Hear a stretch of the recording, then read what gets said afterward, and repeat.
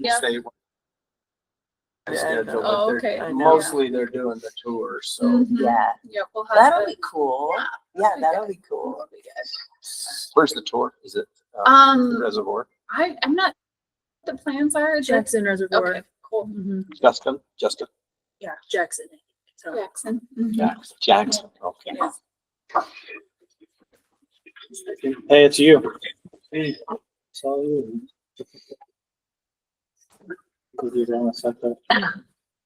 Corey, we were just talking more about what do you call predators? Our neighborhood predators. I married But I Ron, think, I tried. yeah, he does. Yeah. Oh, you didn't, yeah. Cool. Well, he probably, I can see you, it's not knowing. Oh, yeah. No, that's a But I good one think to we do. got a hold of him. I think I told you that. Because we killed We were- quite a we few were skunks, and close then to one the night CIP and the there was a water, skunk and a coon in there. development coordinating council. And I wasn't apprised of that, but Chris thinks he got him. He didn't, you know. Yeah, they can be hard on things. Oh, man. Well, those coons were doing that, and you said they did it too. Yeah, They were like removing the scalping. convertible Right. top. So, and so then you'd have these live chickens. And Yeah. Just the throat that was on. yeah, it was so This gross. is- It was so Right. bad.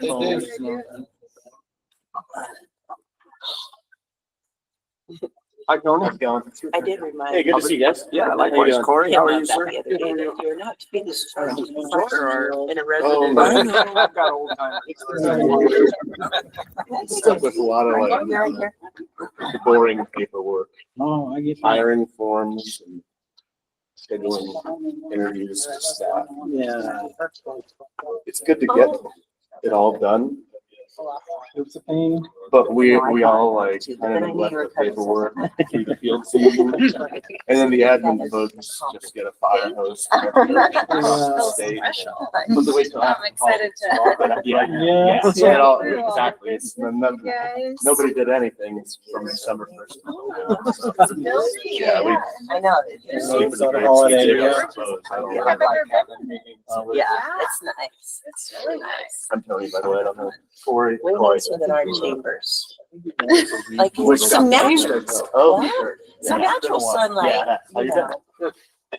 makes a difference. Yes.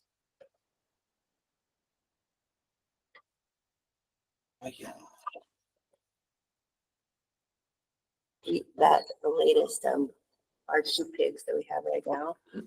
I do not know what's up with them, but we call them crack babies. They're nuts. They are just like running. I'm like, what is with these two? And it's like, you need to let go so you gain weight. My son and his wife had one that lived in their house in Hawaii. Oh, like a It was just a little teeny, you know, and then it started getting bigger and bigger, and the landlord objected. But they taught it to surf. Are you You know, serious? stand Yeah, on yeah. surf. I think it fell off a lot. They're pretty cool. Yeah. They're pretty, but what is it? Kids. Yes, Tony. We just You heard anything about the DPE grant? Me neither. Big and big. The last group we had, we called them the heavyweights. They had like a huge. Oh, they were right? gigantic. They were big. It said January, but it's either. Tasty. Man, I'd be surprised if it came out in January, to be honest, That's their right. decision, because and I can talk a little bit about this when we start, but they opened another application for what they call B2E2, which are environmental and conservation type projects. So that closed January 10th. So, and they're gonna combine them all together, so I got the impression they didn't receive as many submissions as they thought. they received 23 in the first round, but Mark Stilson told me they had like, and I sent him a text asking him to verify it, but it was like at least $450 million worth of projects, even though there's only 23 submitted. So Yeah. there were some high amount of projects. Ours was one of us, all of them. Yeah, mine too. I thought we were over here like Cause she's going. getting in over our asses. Yeah. Where's she going? Yeah, in Poland. Yeah. Like get overlooked. Hey, Michelle, can you hear us on here? I don't- Yes. you- Yes, Okay, perfect. Just wanted to make sure we were live and with sound. Looks like it's 10 o'clock straight up. So we'll go ahead and begin. Appreciate you guys all for coming out today. Sorry about the shortness in time from the agenda to the actual meeting, so I'm glad you guys all remembered that we were meeting.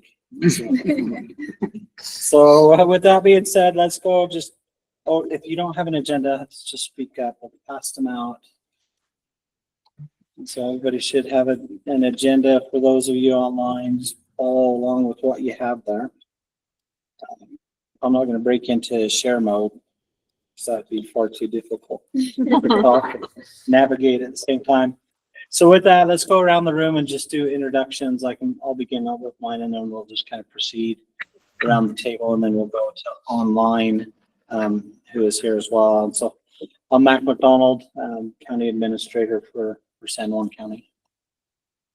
My name is Tony Mancuso. I'm the Colorado River Program Manager for the Utah Division of Forestry, and I'm here as I'm on the advisory council for the southern region of the Colorado River.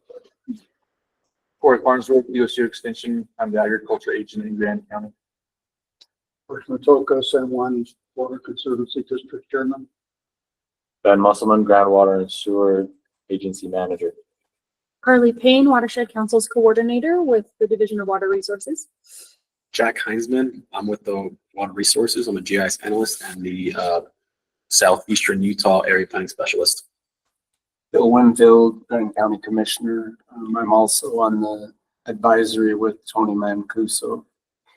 So Candice Hasenyager, Director of the Division of Water Resources, and our AG Sarah Schechter is coming in, but she'll be a few minutes late. Dana Van Horn. I'm an operator for the Grand County Katy Lansfield Airport and also on the Board of Water Resources. Tricia Dean, Grand County Commissioner. Kevin Clyde, Grand County Water Conservancy District Board. Brian Martinez, I'm a county commissioner. Okay, online. I don't know who wants to begin first. We've got several online. Hold on here. So go ahead and unmute yourself. Go ahead, Arnie. Arnie Holtquist, Watershed Coordinator for Grand and San Juan County. I work for UDWQ. Michelle? Yeah, Amy Dickey with a Division of Water Quality. I'm the Basin Coordinator for the Colorado River Basin. Michelle Gabb, Division of Water Rights. Cara Darnwin, Rim to Rim Restoration. I'm Kenneth Miner from Moab Irrigation Company. Alexi Lamb, City of Moab, Sustainability and Strategic Initiatives. Yeah, I think that's it from online. Full house today. Good thing everybody didn't show up. We wouldn't have enough chairs. We'd have to break out some additional tables. It looks like we've got John joining in. Hold on just a second. Hey, John, can you hear us?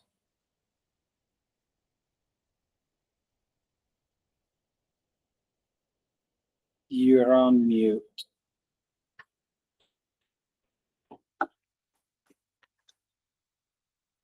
Hello, John. Are you there? All right, his audio might still be trying to get all connected in that. So that kind of takes us on the agenda just through the introductions, roll calls, pretty much the same. Looks like everybody is here that's supposed to be here. We have on here, just because we are an official board and official body, to have public comments. Don't see any members of the public here, but if there were, we would turn some time over to the public to take public comments. And so without anybody being here, I know that Arnie, Arnie, do you have the agenda? Go ahead, Arnie, you have your hand up. I do have the agenda. I'm not looking at it right now. I noticed that the Water Users Conference wasn't on it, and I just wanted to, if I could add that. It's a discussion item, not an action item. So you'll meet your public meetings requirements. And if we could have a 5-minute conversation about that, I'd appreciate it. About the water conference. Mm-hmm. Okay, I think, Candice, were you going to touch on that in yours? Not specifically on the conference. Okay. It's a conference in March. I'm not sure what Arnie wanted to discuss about it. Okay, we can break into that discussion real quick. Arnie, did you have a date on that conference? Oh, it's the 17th, 16th, 17th, and 18th. Is that right? Something like that. This is the middle week in March, the third week of March. It was noted that mostly by Mark Stilson and some other people, that people from Southeast Utah don't attend the Water Users Conference. And because they don't attend, they really don't know what's going on in the rest of the state and things like that. And a year ago or 2 years ago, I was pushing people in Mark and Water Rights behalf that more people from this area should attend. And as we do have a watershed council at this point in time, I think at least a couple of people should be attending if possible. There's some things to be learned there, as well as a reason to show your face there. I have one other discussion item about that, and that's not necessarily, well, I just go put it out there, Arnie. And this is one of the things where the Department of Natural Resources could probably help the watershed councils out in terms of funding. I guess it's one thing to ask a private party to leave their work for 2 or 3 days and attend a conference. It's another thing to ask them to pay for it at the same time. And if, for instance, next year, the Division of Department of Natural Resources will be able to fund 6 or so people from each watershed council to that water users conference, I believe that would be a good idea. That being said, I would encourage anybody on this watershed council that would like to attend the conference to do so. It is a pretty good conference. Thank you. Thanks, Arnie. Back, Mr. Chair, if I may, on March 17th is what they call the Water Law and Policy Conference. So it's a one-day kind of focus on, they go through a legislative summary and they have a number of legal and water rights things that occur in that meeting. It's a really interesting meeting. And then on Tuesday, March 18th, and the morning of March 19th is the official Utah Water Users Workshop. Okay. So yeah, great conference. You work well. Where was that? Yeah. It's in St. George, at the Dixie Center. Jack, do you mind opening the doors for Sarah? She said they're locked. Or I don't know if she's in the wrong door. Is there more than one coming? No, just one. Just one? Okay, I was gonna say I'll get another Oh, chair no, somewhere. we're good. And there's a chair here too. I'm Chloe. Okay, So if you want to ride share, we can do that. I'll probably work something out. There's an empty seat right there. I'm just looking at the dates. I think I've already got a conflict, so maybe we take care of that.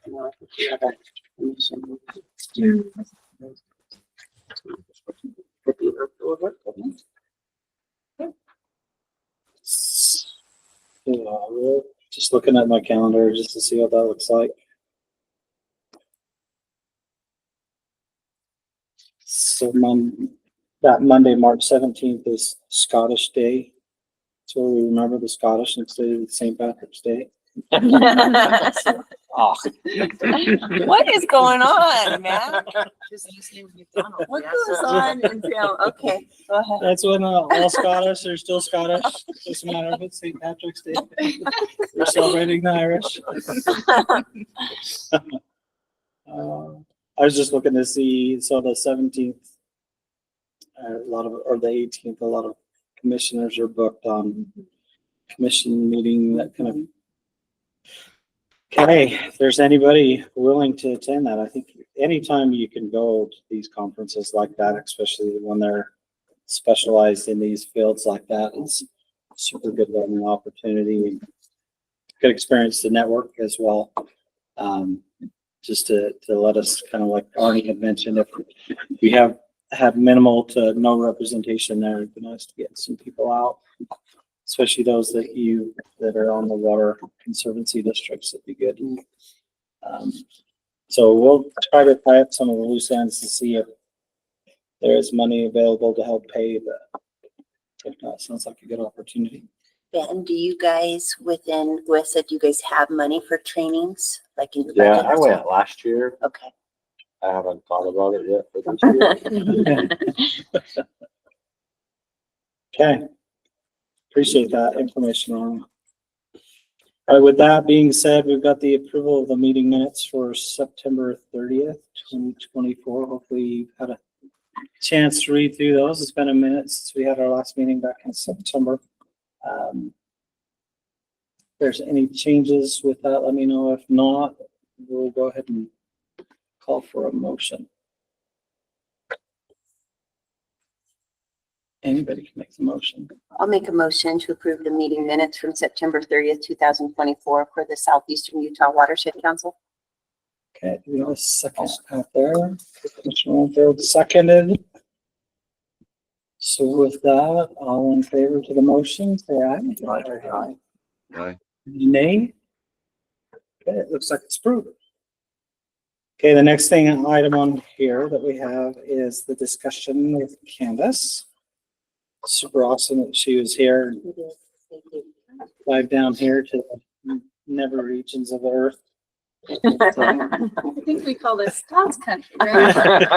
It's beautiful and this building is. Oh, is- yeah, is that's the great. best part, is just the views. Yeah, got a great view. Well, thank you so much for having me.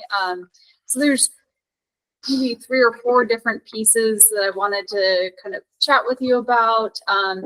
And then also would love opportunity to hear from you on issues that you guys are facing and that as a board member for the Colorado River Authority of Utah, that I can help represent you as best as I can. So one are all the different Colorado River programs and funding opportunities. A lot of them are kind of in the works. One is, as you guys are very familiar with, the USBR had a bucket of money, IRA money, Inflation Reduction Act money that was set aside for Upper Basin states, $500 million. $50 million went specifically to what they call the System Conservation Pilot Program, where that is kind of conservation projects, whether it's fallowing or partial leases that allowed water to be kind of saved in the system. That project has been authorized and funded for the last several years. The Congress did not get it authorized yet for this next year. There is still a chance that it might become available, but at this point it is not. The other big piece of that, the biggest piece, which the Bureau calls B2, Bucket 2, is seeking applications for 2 different types of projects. The first application period was the B2E, so environmental focused projects. And that application has come and closed. There were, my understanding, 23 applications that were submitted. Of that, I think I mentioned right before we started, their applications were for about $450 million for just those 23. So a big piece of that. The Bureau also then opened what they called B2E2. I love their acronyms. The Bucket 2 environmental and water type focus. Those applications closed on January 10th. And my understanding is those will all be, the B2E and the B2E2 will be all ranked together and evaluated. So I know that there has been applications made by entities around this table, but that's kind of where they're at. I would be surprised if they came out with an award this month, but maybe they'll be super fast and they'll get it done. But I would anticipate more likely next month. They had discussed opening a 3rd application for the B2W. So this is durable water solution for water projects. But depending on how much money that they kind of commit during this first couple of phases, I'm not sure exactly what that will be. The other element is the Bureau of Reclamation has a basin-wide program as part of the Salinity Control Forum. So these are salinity control projects. The Bureau mainly does off-farm projects where the NRCS has historically done the on-farm projects through EQIP, but the Bureau will have a NOFO release, a Notice of Funding Opportunity, released in May or June of this year. So typically, we're not exactly sure of the funding available, but typically it's been around $30 to $40 million. So yeah, so that should be an opportunity. The other element that maybe some of you are aware of, the Colorado River Authority of Utah did open an application period to do a demand management pilot project to try to determine how it's similar to SCPP. So similarly looking at seasonal leases or split season leases or crop change, anything that really reduces consumptive use, similar to like those SCPP projects, but then these one would be followed up with a change application through water rights, and that water would be tracked through the system. Where the system conservation pilot program, water rights had no part in that as far as tracking it. It just created more system water. They are looking to, my understanding, pick 3 projects because they're really just trying to focus in on a pilot program, but that will hopefully help inform the state on long-term if that program is viable. And really the goal is to provide an offset in a curtailment situation if there was ever a curtailment on the Colorado River through those type of negotiations. So those are kind of some of the big overarching programs and fundings. Any questions or concerns or comments that you guys have on any of those? Okay. The last bucket that you talked about, is it for farms then from the Bureau? Yep.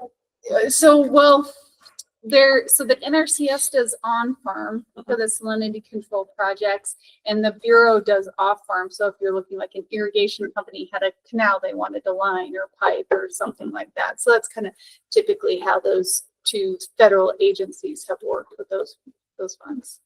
Candice. In order to qualify for the salinity money, doesn't the county have to be listed as a contributor? That's a good question. I've looked at it in the past, and Grant County, at least, I don't know about St. Juan, but Grant didn't appear to have a salinity control problem, and so they didn't want to give money. To, we weren't eligible to apply.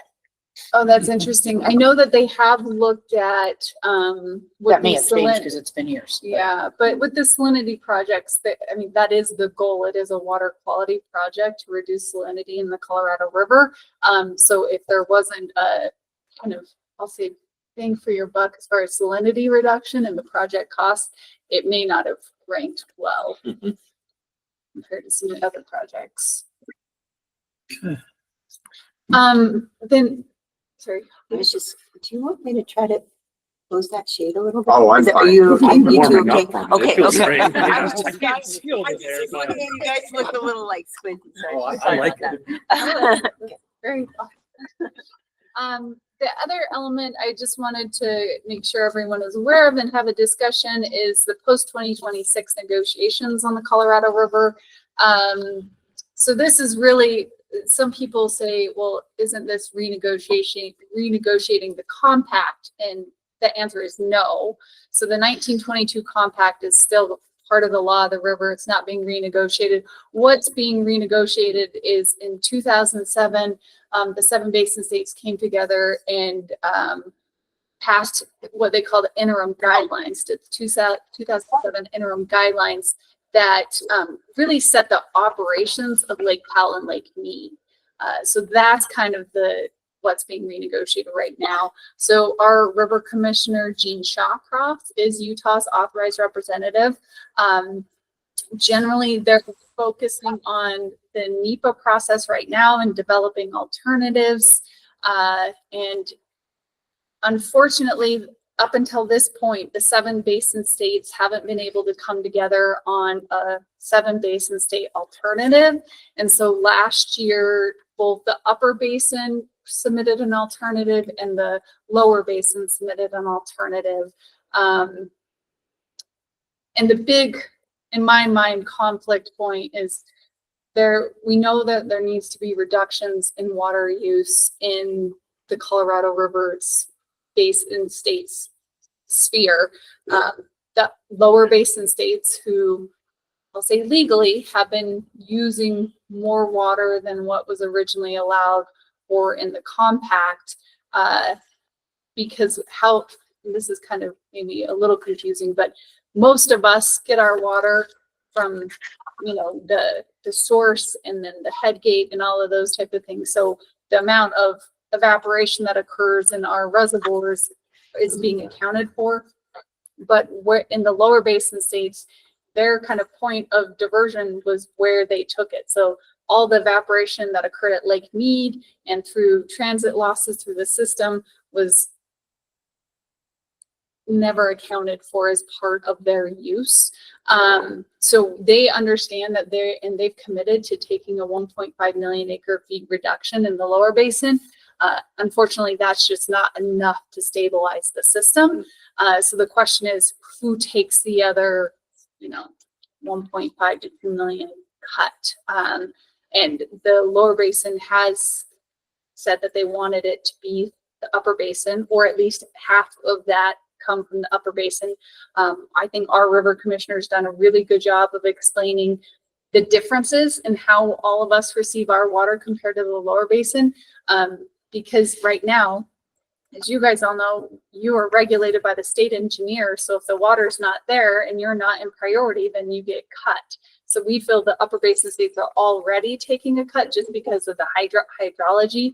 And we don't have huge reservoirs like Lake Powell and Lake Mead that always have supplied our water. The lower basin, I think, took their first cut, I think it was in 2020, if I'm remembering correctly, where it probably happens more regularly in our world. And the lower basin, even at CRAU, I was talking to a lower basin person from Nevada, and she was like, will you explain this, what we've coined hydrologic shortage? Will you explain what that means? So I had to like draw a diagram of like, here's water rights, here's priority, here's how the state engineer. I was like, I'm not the state engineer, but this is my understanding of how she regulates. So that's where a lot of the conflict lie. At the Colorado River Water Users Association meeting, the Bureau did come out with what they're calling their alternatives matrix. And the goal was to develop a broad range of reasonable alternatives developed through collaboration. And their alternatives include a no action scenario, a federal authorities hybrid, cooperative, and the basin hybrid. Cooperative conservation, and then the basin hybrid. And so I'm not going to get into all the details on all those alternatives because they'll probably change.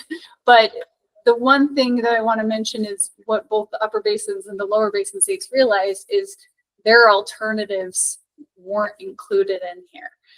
So the upper basin states has just put forward a kind of a newly refined alternative up to the Bureau.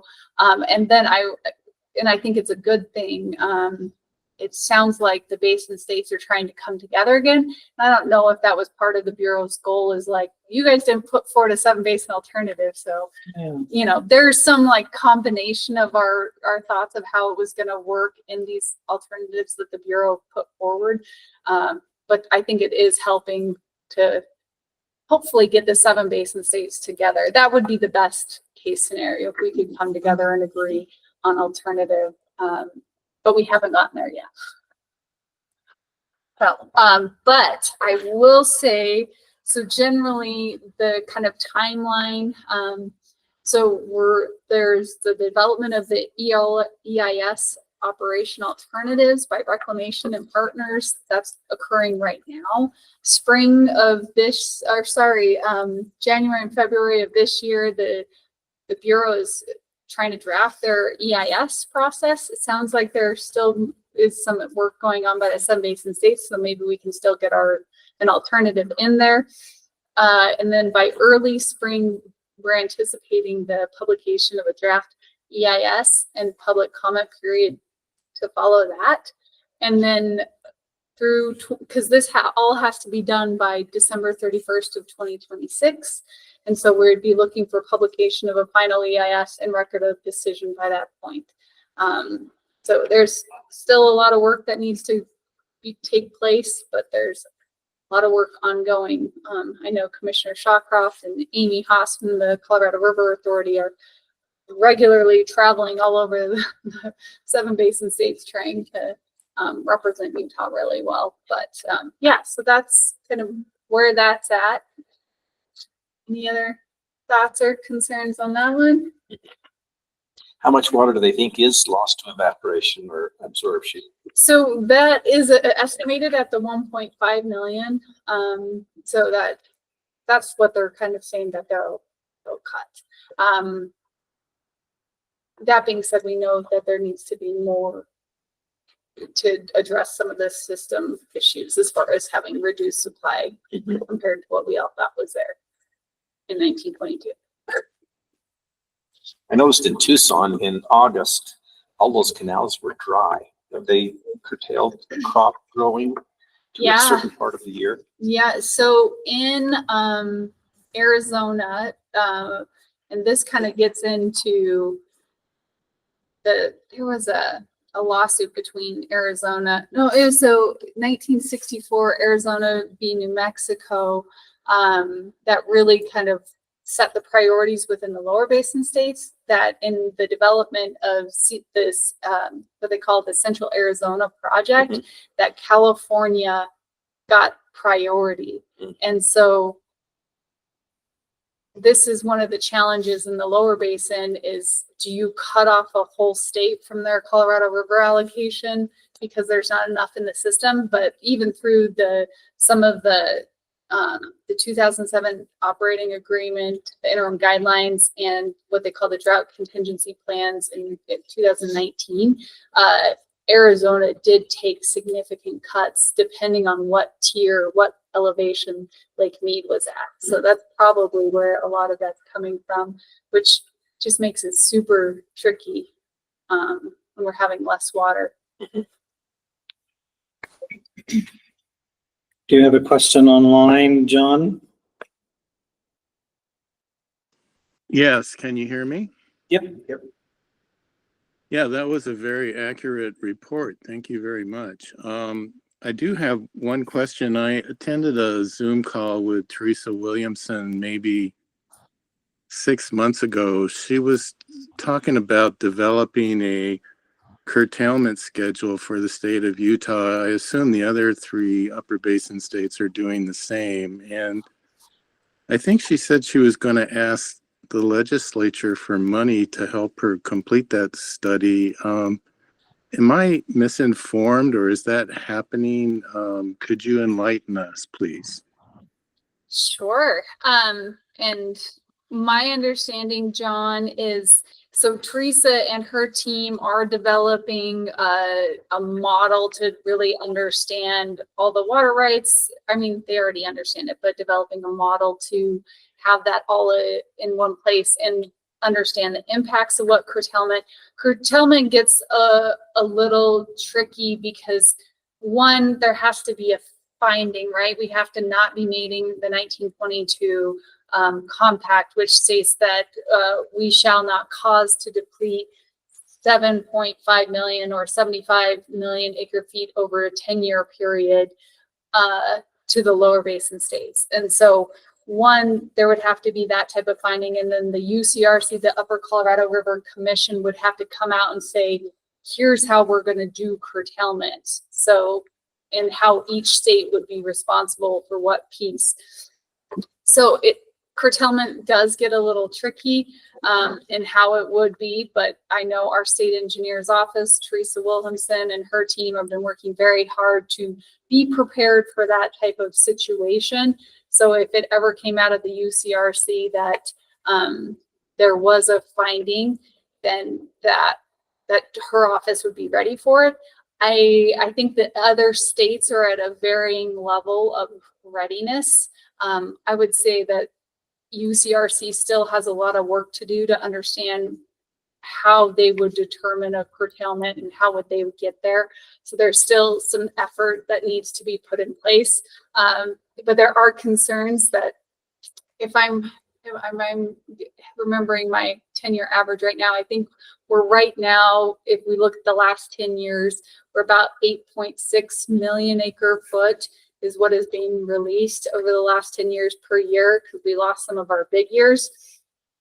But in that case, if we had another few years of below 8 million, there's concern that we would start hitting these categories where that question would be coming up.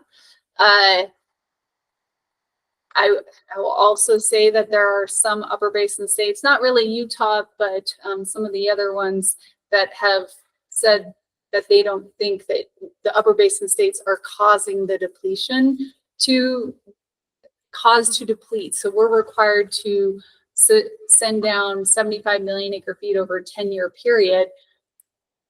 But it's that we're not depleting that. There's less in the system because of Mother Nature, climate change. So there are some states who argue whether it's the upper basin states that are causing that depletion or not. I don't know where that would all end up, but regardless, the state of Utah is trying to be proactive. So whatever happens, we're prepared for that type of situation. And Teresa's doing a great job with her team of leading that effort up. I haven't heard whether she put in a budget for request for that, or whether I don't think I saw that in the governor's budget, but that doesn't mean that the legislature still couldn't appropriate it through the legislative session. Thank you. You're welcome. Anyone else online had a question? Okay, I've not seen any other hands raised. Okay, just two other quick things and I'm happy, it might be easier. I've put together kind of a water supply and forecast, but generally as of mid-December, the upper basin state system storage was at about 46% of capacity of live storage, Lake Powell being at about 38. And right now, as far as snow water equivalent, we're about average. We're about 96% of average. Unfortunately, our soil moisture is lower than we would want. And so there's a lot of concerns. And then we've seen this in the last, not in the last 2 years, but previously, that there'll be a low runoff efficiency because of the low soil moisture. So we still have a lot of winter left, you know, April 1st, what we're looking for. Yeah. So can I ask, is that the snowpack level you're thinking 98%? But is that like, is that the new normal? Does this go along with, you know what I'm saying? Like every NOAA, every, anyways, can you go over that so people understand that? Yeah. So that is, and I've had a lot of conversations with Jordan Clayton from the Utah Snow Survey about this. The way the NRCS Snow Survey does their predictions is they are looking at a 30-year mean. So that's kind of the last 30 years through 20. So they look at, so let's see. So that would have been 2000 through, or 1999 through 2020. Like, no. So it's 20 years. So 1990 through 2020 is the 10-year period. Yeah, right. For the 30 Yeah, years. that's correct. Sorry. Right. So they look at that. So that every decade they change that. And so we get a new normal. So if we've been drier than average for the last 30 years, then what we're now still calling normal would be drier than what we had seen in the previous year before. When which we could say the last 30 years have been abnormally dry. Yeah, they have been drier. So we are kind of looking at that new normal of that 30-year period. So yeah, I think it's good. What it was, then just subtract 30% more. Yeah, I just think if you haven't, you know, you don't know about that. Yeah, it's it's a great. So you get kind of sucked into this. Oh, 98%, it's looking really good. It's like, well, I'm compared to 1986, but anyway. Exactly. The one other thing that and maybe I guess before I go there, you know, I looked at the NOAA's seasonal temperature outlook and precipitation outlook, and it pretty much says that we're at equal chances. So we could be drier than normal. We could be wetter than normal. There we're, I don't know if you guys remember Randy Julander, but he always said that's equally clueless. Yeah. We're not sure what'll happen. But we definitely could use more precipitation. Most of the El Nino systems historically for our area locally we run dry, Mhm. for the Great Basin. It is an average of dry and wet, as Yeah. you're saying, Yeah. equal chances, but here we typically run dry. So you're This is typical. Yeah. Any other thoughts on the questions on that? So the last thing I wanted to cover is more of a statewide effort. So in last legislative session with the passage of HB 280, there was a pretty significant shift in how, and it's not happening today, but how the state will fund water projects going into the future. So Representative Snyder, who ran that bill and will run some follow-up legislation this year, wants to have a better process to funding state water infrastructure for everyone. Hopefully that means that it'll be a better profit process. Hopefully that means there'll be more money available, maybe more grants. But I just wanted you guys to be aware of it. So there will be some legislation coming out this year to follow up. But really, and I could give a whole other presentation on it. But the goal would be, so there are multiple boards that fund water projects. There's the Board of Water Resources, which Dana sits on, and my office staffs. There's the Division of Water Quality or Division of Water Quality Board. There's the Drinking Water Board. CIB does water projects. UDOF has, through their Utah Conservation Commission, does water projects. And so I think one of the things that I heard from Representative Snyder during the time when we had more surplus money, every water entity came to the state legislature saying, I need money for this water project. But there was not a good way for the legislature to understand priorities, to, understand need, and all of these different types of things. So Representative Snyder, my understanding, wanted to have a system more similar to the way transportation is funded. And we all know transportation is different than water. But that his goal is to have some sort of prioritized list that looks at water infrastructure needs for the state for the next 20 years, kind of that, what's needed in the 1 to 2 year term, 2 to 5, 5 to 10, and then out to 20 years, and have these prioritized lists. We have advocated that there needs to be buckets, so we're not comparing like a municipal water project to an irrigation water project. How do you ever compare those against each other? And then part of this process is the goal that there would be sort of one application period a year, which is very different, especially than the Board of Water Resources has done their application period. And I should say this won't affect CIB. We were able to kind of separate who's this will affect, but it'll affect any money through the Board of Water Resources, the Drinking Water Board, and Water Quality Board. But that there would be one application period, that those projects would be ranked and prioritized and then given back to the boards that oversee those type of projects to fund. So it'll be very different. We have a consultant that will be reaching out to try to get, list of project needs and things that you guys might have and that you want to be considered for state funding. Right now, most of the funding are loans, but as I mentioned, Representative Snyder does have an interest in trying to get more grant money available. We just don't know what that'll look like. This legislative session, it will be fairly geared toward trying to work our processes to allow for transfers and different things. So this legislative session won't, I don't anticipate it to be earth-shattering as far as the work that's ongoing, but it'll just set up our systems to be able to handle this new process. But then next legislative session, there could be all sorts of things. Like one of the ideas is that there would be some fee associated, and I don't know how that would be done. We're actually starting a study right now to evaluate how a fee would be impacted and who would pay and how would that be collected and all of those different types of things that would go into this pot.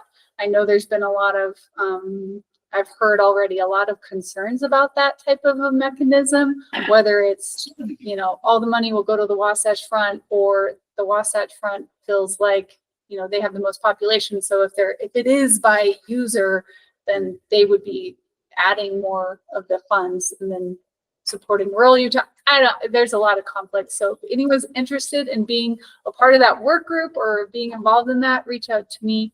Happy to get you involved, because that is definitely a concern of how we'll fund this additional water infrastructure needs. Good times. So those are the other items I have. Let's see, it looks like there's 2 questions we have online here. We've got Arnie, you were first on your hand.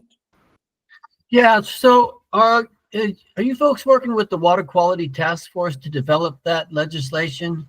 I know historically we've had some trouble without using them, that the legislation comes out and it's kind of a problem for the rest of everybody to deal with, whereas if it goes through the task force, usually the bugs are worked out by the time it gets to the legislature. That's a good question. I don't know if I'm familiar with the Utah Water Task Force and the Legislative Water Development Commission. I'm not sure I'm familiar with the Water Quality Task Force. Is it different? I was speaking specifically to the Department of Natural Resources Water Task Force. Oh, yep, yeah. So we are working through them. They have not seen some of the legislation yet. It'll be coming out very soon, and so we will reach out to them for their kind of thoughts and feedback. A number of the folks on the fee study work group are task force members, so they are being involved as well. And we're working closely with the Division of Water Quality and the Division of Drinking Water as well on their programs and impacts. And that task force is the one that Hankins chairs, and Representative Snyder is on also. So there are 2 different task force. One is the Utah Water Task Force, which is Joel Ferry's the chair as the department director at Natural Resources, but it has a group of folks, whether it's from the legal side, there's public water supplier representation, there's conservancy district representation, all sorts of representation are on that, but it's kind of more of like the Water Communities Task Force, I'll say. And then the Legislative Water Development Commission is which is the one you're referring to, which was developed and put into our statute that has legislative representation on it, and they lead it. And then they also have representation from the water community. So that one's more legislative and water community type of task force.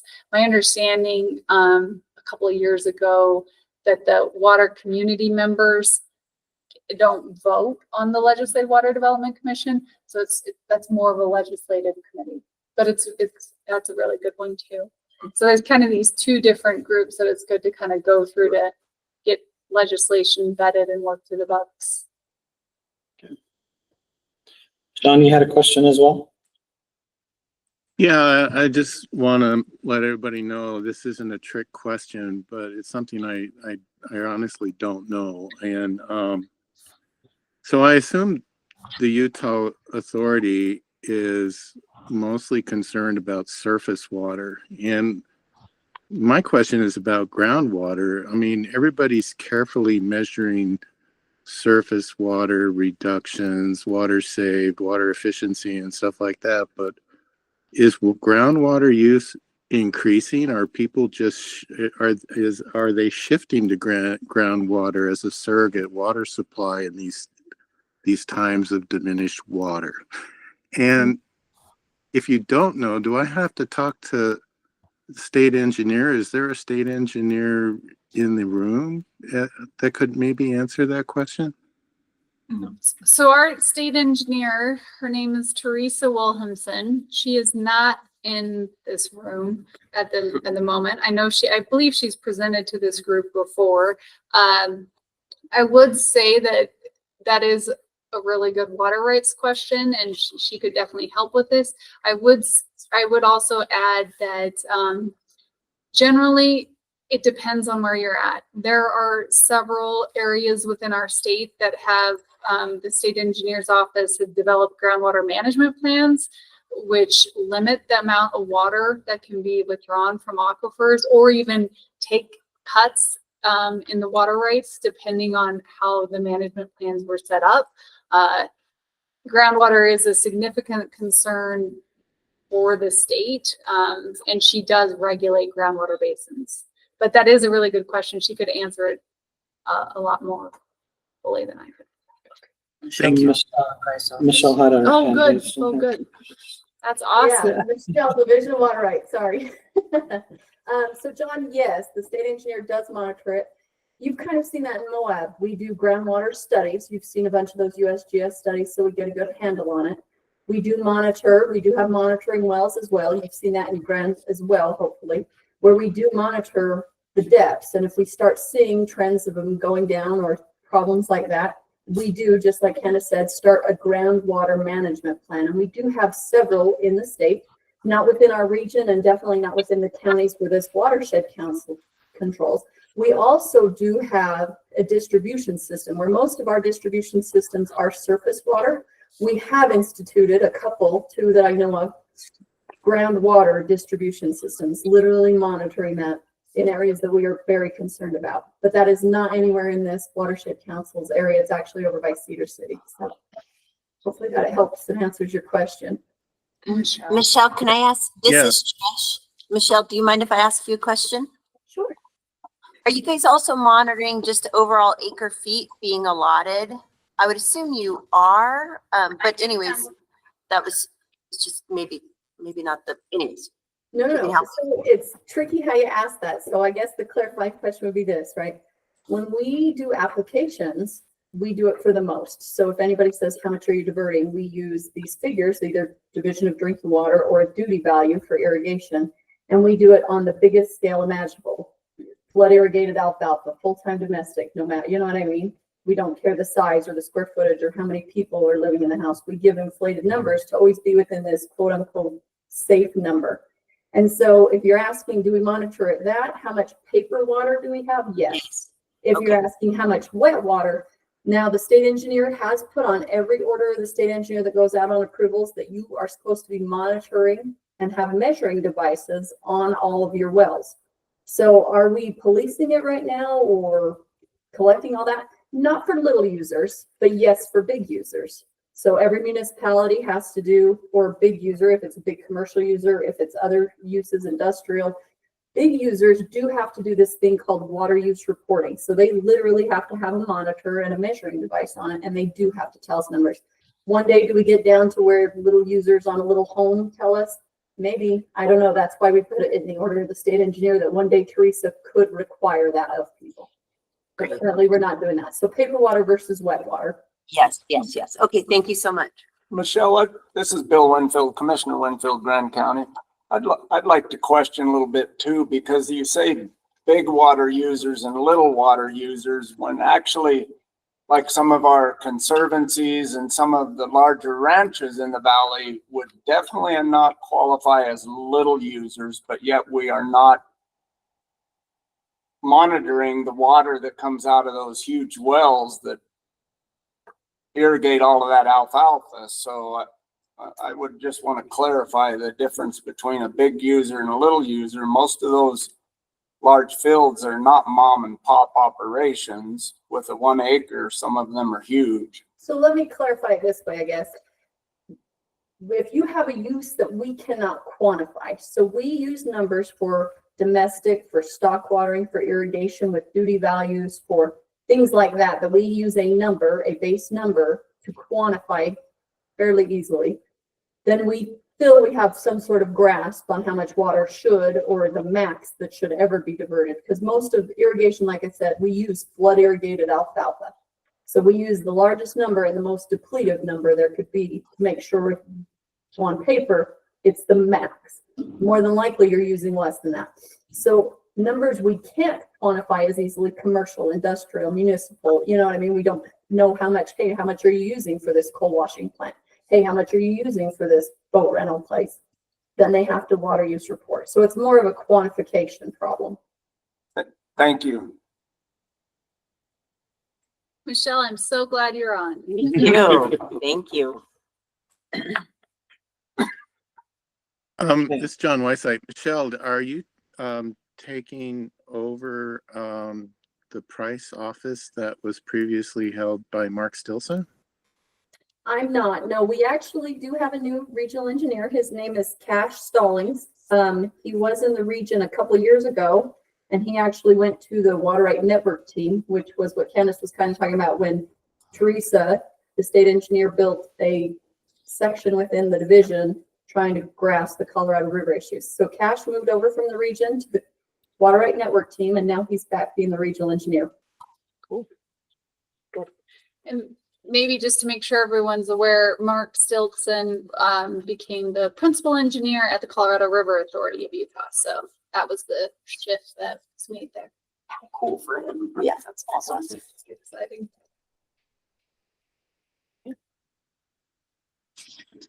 Okay, anybody else with any other questions on that one? Okay, Candice. Okay. Anything you guys have for me or concerns or thoughts, you can always email or call me. And I'll send out, I had some slides, but I'll send them out. They're probably just better for you guys just to review. So I'll send those out for Carly to, you guys have this background. You're interested. Awesome. Thank you. Thanks, Candice. Yeah. Thank you guys. Well, thank you. Appreciate your report and just that information. I've already filled up a page of notes, so it's good information to have. We're kind of continuing on down the agenda. I placed on here the Open Meetings Act training. I'm sure a lot of you and your capacities will have a lot of this training. So I figured instead of sitting you down and having a video to where you watch and quickly get bored and extend the time period of the meeting, figured it would be best just on this one. If you can go online, we'll send out the link. Take that certification course online and then send back your certificate. Or I think there's other opportunities that commissioners and other entities with your boards that you have that training on. If you don't do this certificate on there, or if you can just pinpoint when you received the training. I know for us here in San Juan County, it was our first commission meeting of the year. We had that training, and so we checked that off the box. And so similar, if you guys have that, just let me know the date that you were trained and in what capacity and where.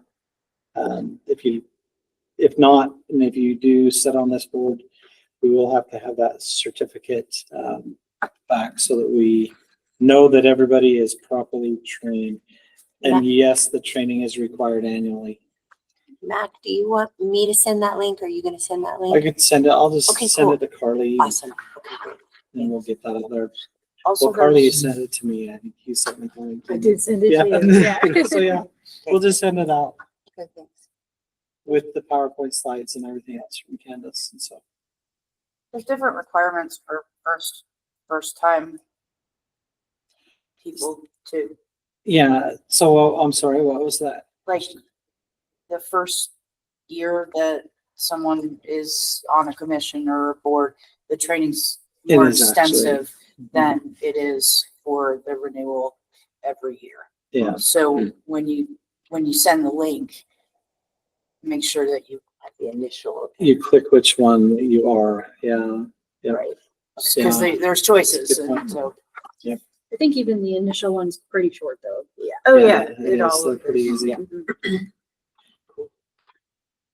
Okay, with that being said, we move on to the discussion and approval of the 2025 meeting schedule. This one, we've kind of picked dates in our last meeting. I don't know if you want us to continue with that, or I know that a lot of our schedules get booked up pretty fast. I mean, today we had a discussion about a March conference, and so it's just trying to get, if we're meeting quarterly, it'd be kind of nice to have this consecutive meeting where we know that, you know, the third month in, first Monday or whatever the case is, that we kind of get this systematic date that we can place in our calendars so that nobody else can book it for us. And so with that, I open it up to you guys. What do you think as far as timeline of the meeting? So it's your mid-month in January and the first Monday having this meeting. So when would you like our next meetings to be held? Do Mondays work for everybody? They're painful, but they're effective because they're painful for everybody else. So it's usually a day that we have a lot of opportunities for meetings. And so the middle of the month work for everyone? What about the frequency? Is it monthly So or it's you want quarterly, quarterly? It's quarterly. And so Quarterly, the second Monday of the first month of each quarter. That works. That works I'll make that for motion. Say that again, Ben. I was That's like. a mouthful. On a quarterly basis, Yep. the second Monday of the first month of the quarter. Sounds good. Nicely done. Yeah. And at 10 a.m. At 10 a.m. Yeah. And then just We to rotate. Yeah, and we rotate. Locations, That's what I was so gonna just be say. aware of that. Yeah, flip flopping. Next time it'll be in Grand County. Yep. The next meeting. Yep. We just flip flop back. Okay, does that work for everybody? Do we have a second I'll online? second that. Ken, does that work? I don't know if this affects very many people or not, but that's April 14th and it's during Easter Jeep Safari. If that's okay with everybody. Who doesn't want to drive to Moab during Jeep Safari? Right? Okay, no worries. Okay, thanks. Okay, next meeting, April 14th, Jeep Safari. Make your hotel reservations early. Yeah. Ryan to take us one right now. Yeah. Okay, so we'll make that happen on everybody's schedule. So we'll go ahead and book those times and dates throughout the year. Okay, so April 14th, July 14th, October 13th. Just take up those dates. Okay.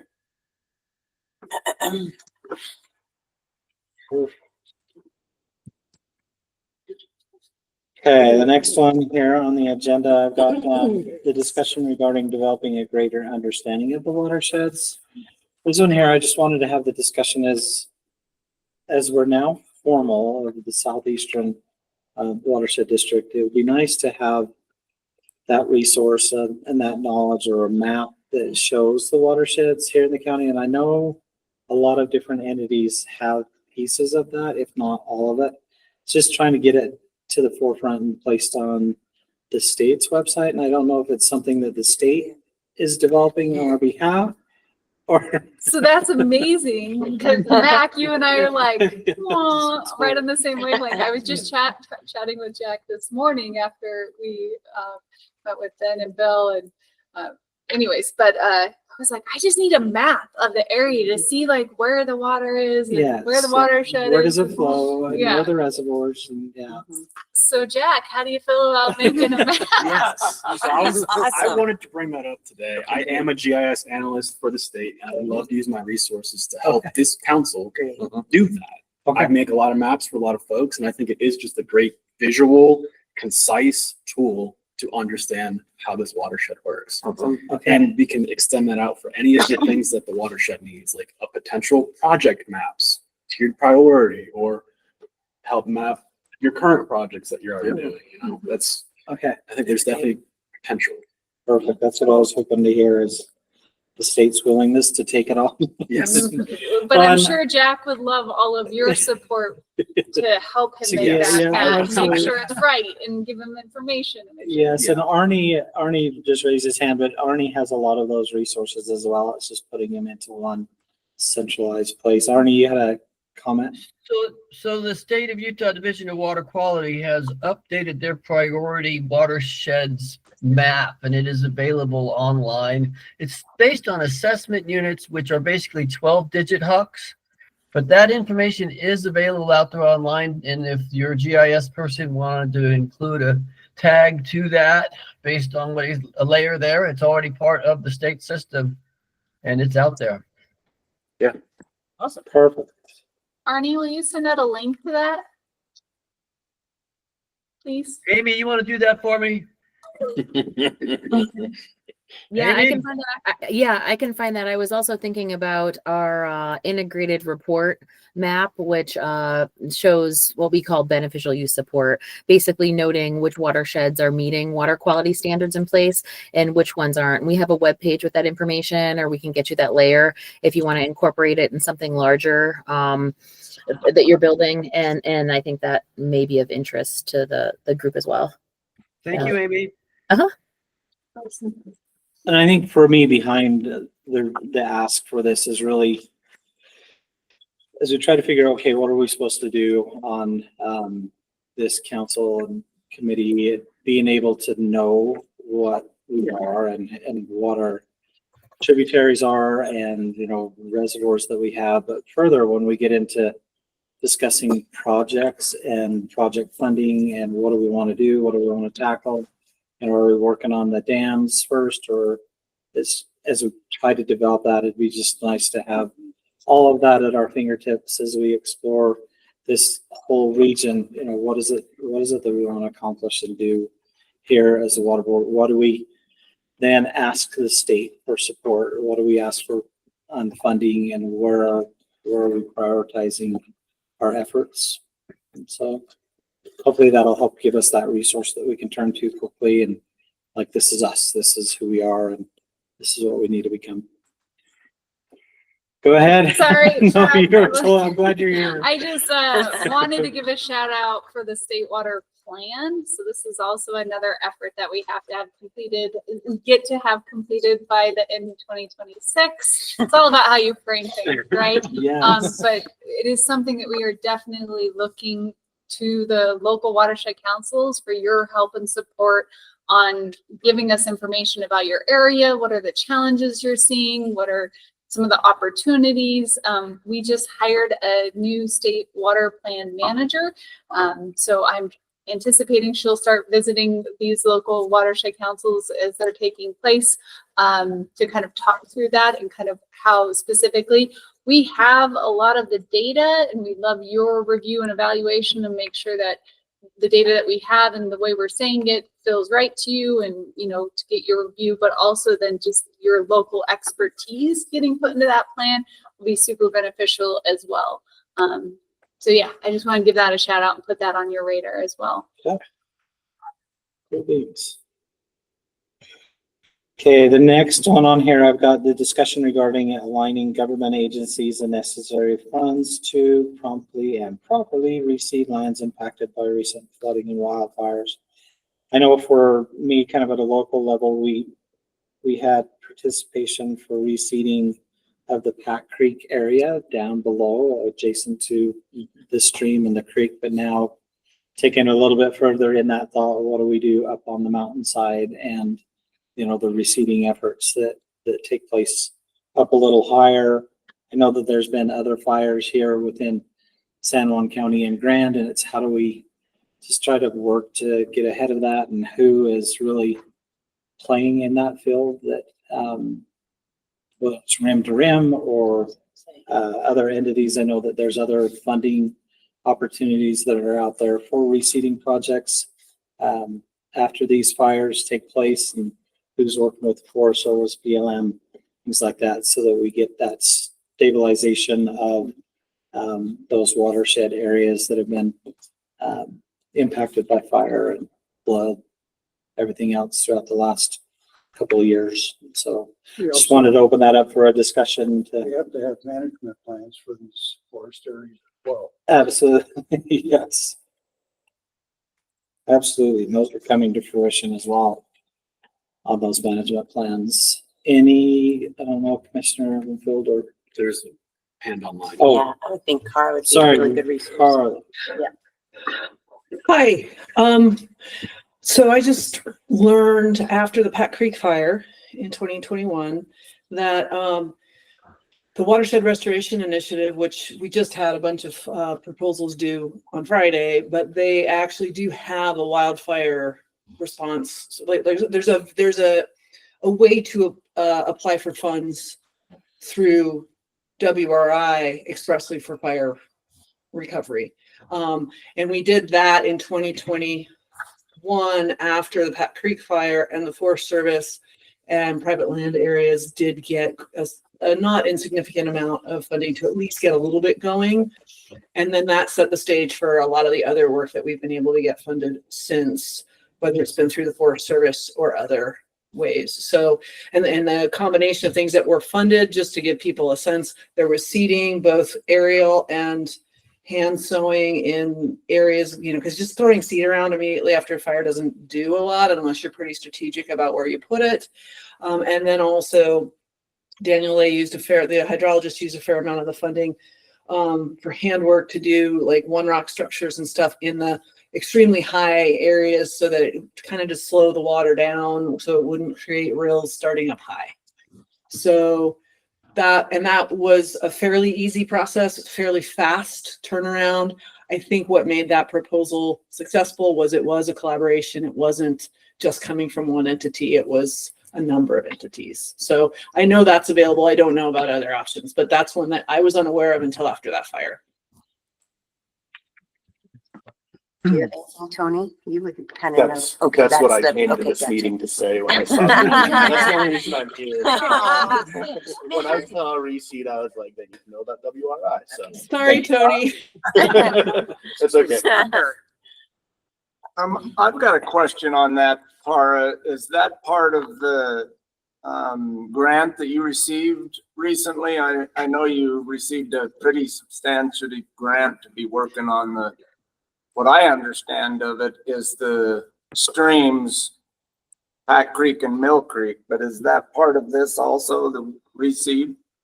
No, the funds that we received is actually intended to be mitigation funding. So it's the Community Wildfire Defense Grant.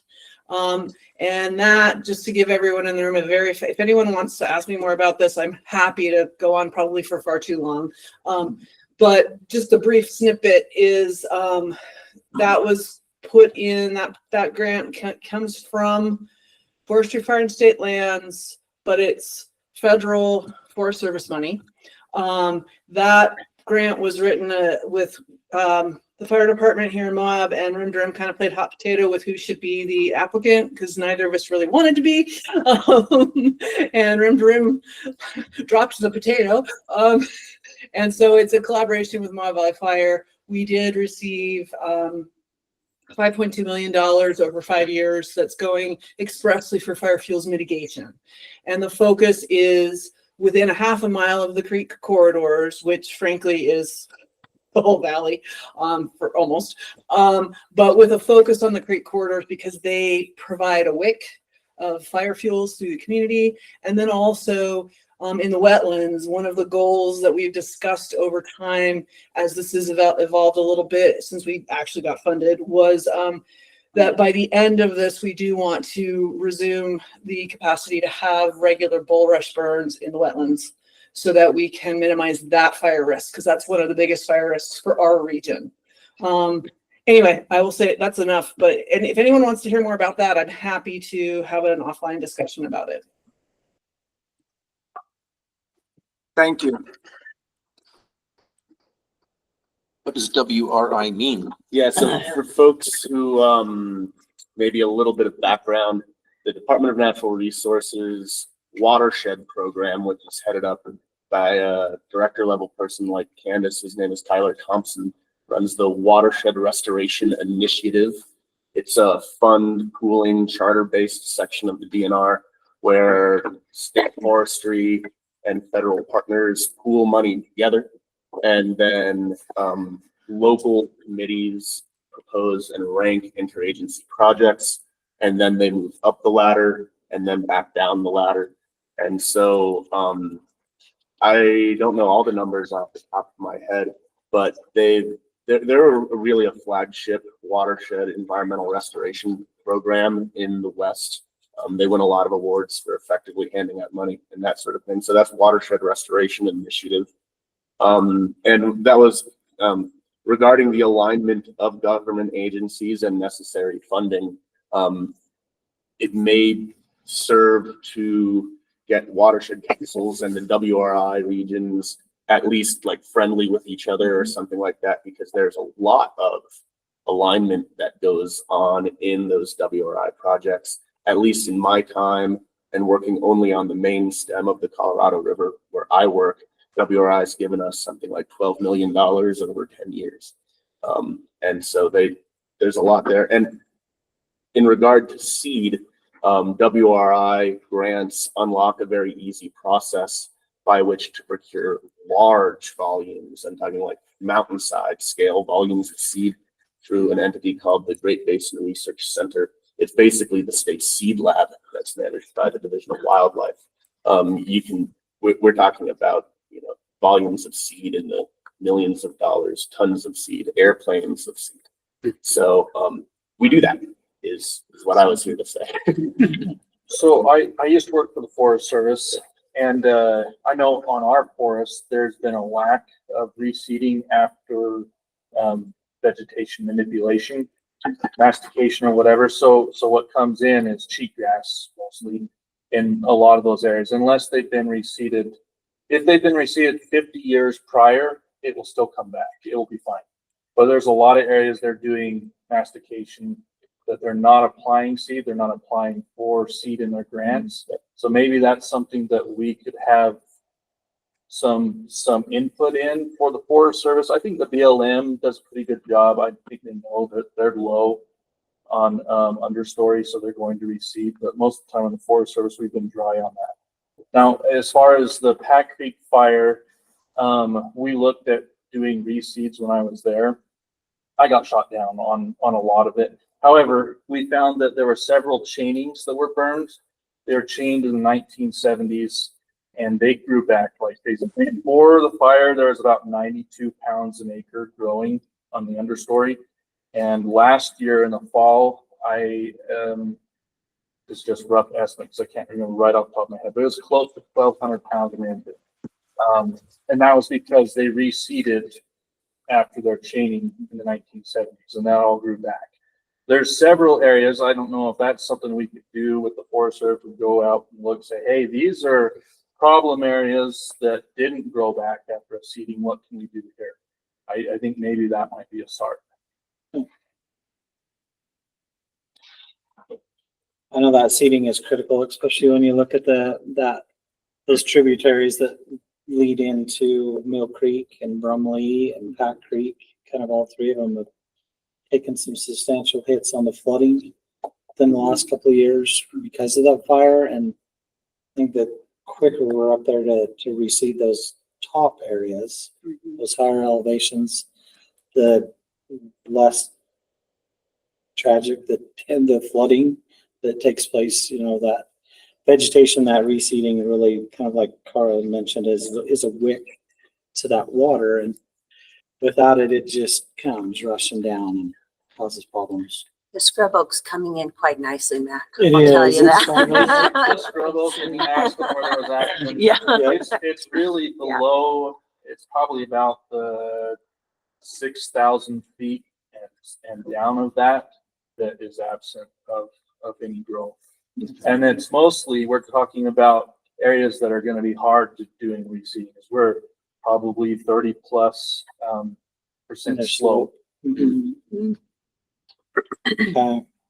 Another note on the Pack Creek fire, I think a lot of that regrowth that we're seeing, the training obviously, and the reseeding was a big deal.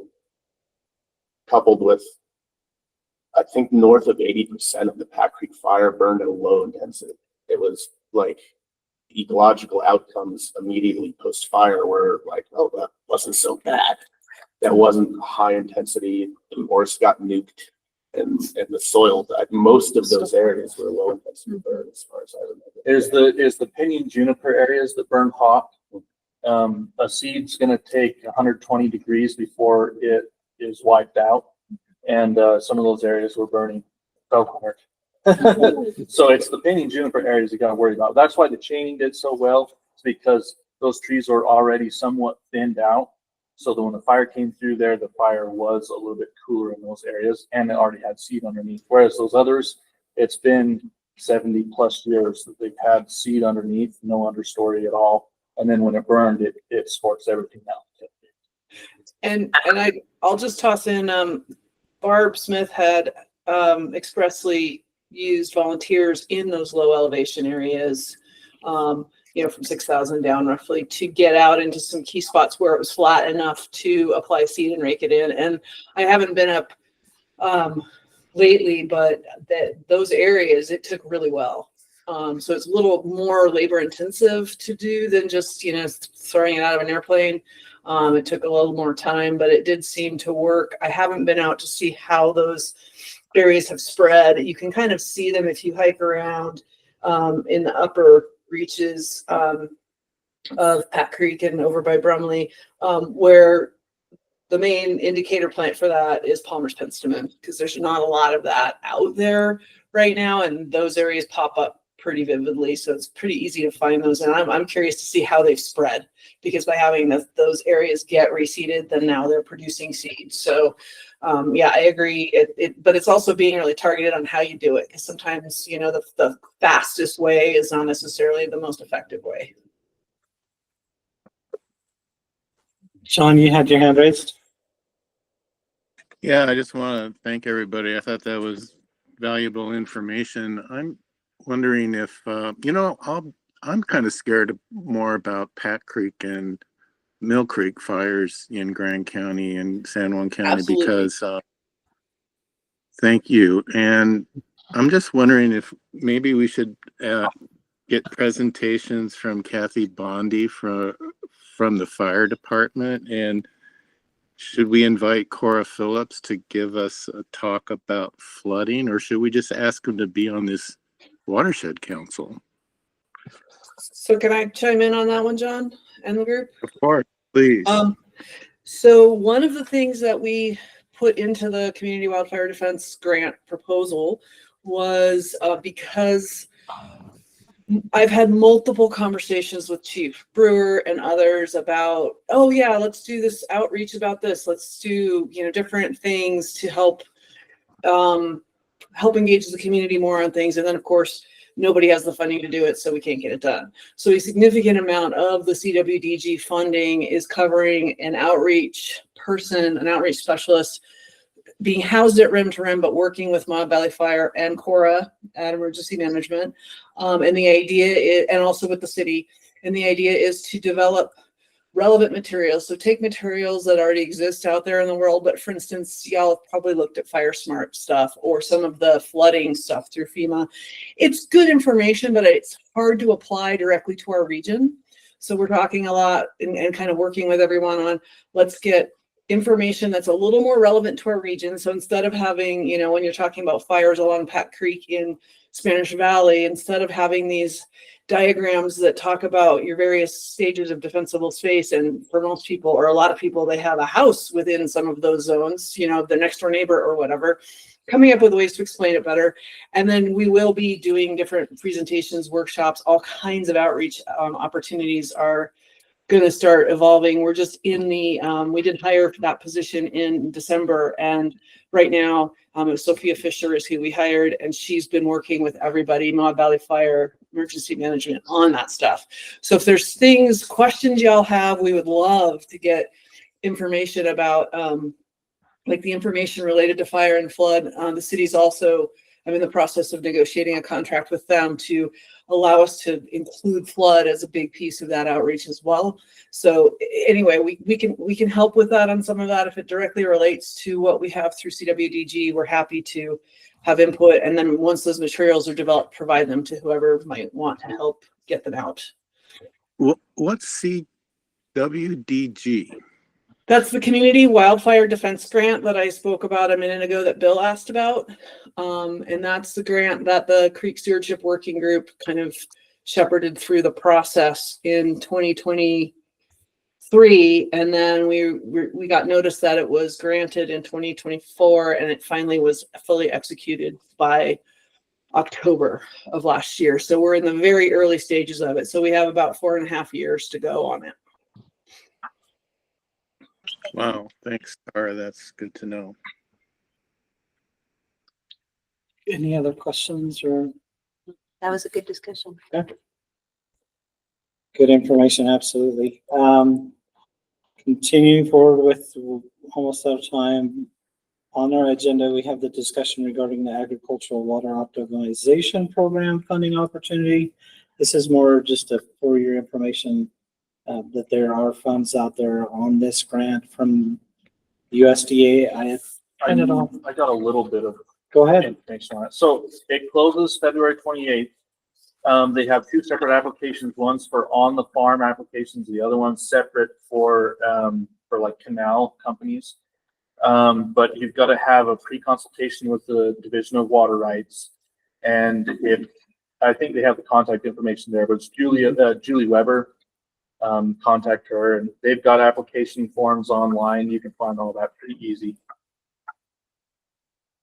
And I would just add, it's the Utah Department of Agriculture and Food that's hosting. Yes. Yep. Okay, any questions regarding that one? As more just an FYI that it's out there, it's available.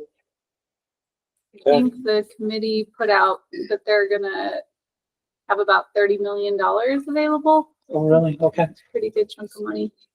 Good chunk. Okay.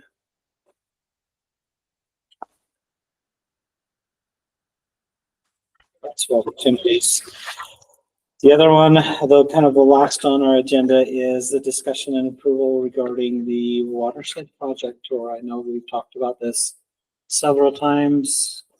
Carly in the past has brought it up that we do have an opportunity and funds that are available from the state to go see some of these other projects just to put on our radar. And I don't know if anybody has ever really stated that they wanted a specific project to go see, but there is that opportunity that still hangs out there to go take a look at any projects throughout the state. I'm not aware of all of the projects which we could go see or target. We can just keep it out there as just a flag, as an opportunity. And when we get into a little bit more of the project discussion, then they go, hey, this county or this region has done this type of project. Let's go take a look and see what it's all about. But offer to your group from the Division of Forestry. We usually get roped in by WRI or Western State Foresters. We have the ability and infrastructure to bring groups like you guys on river trips. If that's something you'd like to do, I've done it for Can I join this council? Candice, you just have to ask. You know that. Yeah. Hey, Tony. But Jamie taps me, my version of Candice taps me all the time to be like, hey, I've got a group, you should take them on the river. I'm like, yes, ma'am. But that's something that we can do if that's something you guys are interested in. That's great. That's part of the reason why I exist. Yeah. Is that something forestry like covers the cost of that?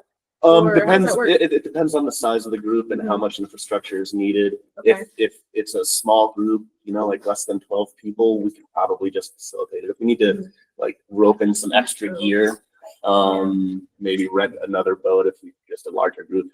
Right. There's like little technical things, we can work them out. Yeah. That's really cool. That's cool too. Arnie, I have a hand up from Arnie and a hand up from John. So I've organized project tours on the projects I've administered before, and some of them have been pretty good. It takes most of the day, but there's also the LaSalle Sustainability Group that organizes the project, and GIP organizes the project tour every year. And then as Tony's saying that WRI has a whole bunch of projects together. If somebody was to say, put somebody in charge of finding out what projects are out there and maybe making a list, it might be helpful for this group to consider that at some point in time. And what's on that list, a spreadsheet, and say, this is what we'd like to see. And that might be helpful, but somebody's going to have to sit down and say, okay, there's about 10 different groups out there that are doing watershed projects. Let's get a list of those together. Good idea. Could maybe facilitating that before the next meeting. Yeah. Okay. Yeah. John, did you have a question or comment? No, I just want to let Tony know, don't rent a boat. Just give me a call. Oh, thank you, John. Waterkeeper also has rafts available for that. Thanks, John. I appreciate that. Brian can probably help too. Yeah, I got a couple boats. Just a couple, huh? So I got a rowing machine, so I'll be ready. We're gonna put you to work. You shouldn't have let me know that. I've got a long ways to go. Barney had mentioned he also has boats, and so a lot of people connected here already, and that's awesome. Everybody gets excited when someone says it. So just keep the projects in mind. We'll get a list of projects that are ongoing out there throughout the state and go from there. Once we have that project discussion, I think for us, it's the next steps as the funding comes here. It'd be nice to have some shovel-ready ideas or we can help you guys out with. Other than that, I think there's only one other final motion that we need. Oh, I have a comment. Sorry. Sarah pointed out that October 13th is Indigenous Peoples and Columbus Day. I don't know if that affects anyone here or if you just want to go forward with it. On October 14th? 13th, yeah. Okay. Do you want to just push it to the next week on there? We worked through that. Yeah. Yeah, we'll be off for that. It's Okay. a county holiday. Okay. And so. We Yeah. traded it for something else. San Juan. Arbor Day? No, we traded could it for push like the day for Christmas Eve or something, Yeah. which is far less politically charged. Yeah. Yeah, we could push Okay, it to the let's- next week. Okay. The 20th? Yeah. Thanks for catching that. I'll make a motion to adjourn. Okay, and I think it was seconded by multiples. Thank you, guys. I appreciate you coming out. Thank you. Thanks for being online, you guys. Appreciate it. Thank you so much. Bye. Thank you.